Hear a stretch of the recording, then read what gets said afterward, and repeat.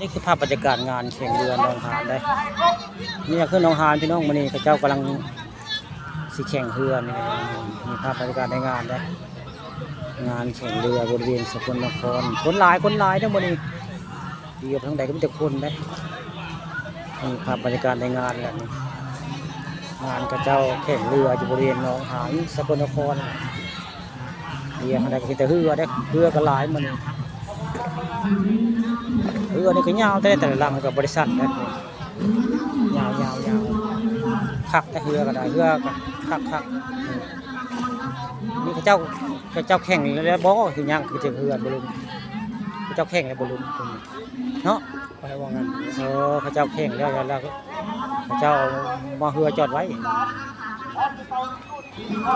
เจ้าแข่งเรื่อง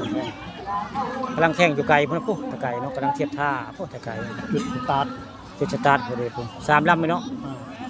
โอ้ย4 ลำได้งวดนี้4 ลำได้ดูไหมพุ่น4 ได้4 ลำในกำลังสิออกสตาร์ทนะ4 ลำทั้งหมดนี่คือภาพบรรยากาศพระเจ้าแข่งเรือพี่น้องวันนี้คือภาพ3แล้วเขาแข่งป่าทองคำผสมภาพบรรยากาศในงานมาให้เบิ่งได้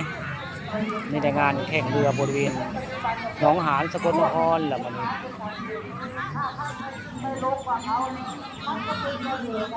มากับลุงมงคลได้ลุงมงคลก็มาได้เนี่ยก็กินยันมันเกยจะเป็นคนกินมันเกยแทนเข้าได้วันเที่ยงก็ได้ก็กินมันเกยพันแทนเข้าได้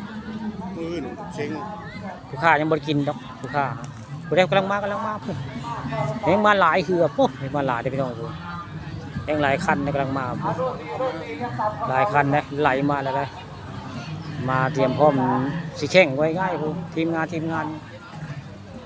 นในกำลังมาเลยนี่แหละภาพบรรยากาศในงานกับเจ้าแข่งเรืออยู่หนองหานอยู่ซึ่งหน้าโรงพยาบาลสกลนครและมงกับเจ้าแข่งขันผู้ข้าป่าทองคำผสมเอาภาพบรรยากาศในงานมาให้เบิ่งให้ชมได้นี่ภาพในงานแข่งเรืออะไรพี่น้องแข่งเรือหนองหานมื้อนี้คนหลายนะคนหลายนะบริเวณหนองหานมื้อนี้คนหลายคนมาเที่ยวมาชมบริเวณหนองหานหลายได้มื้อนี้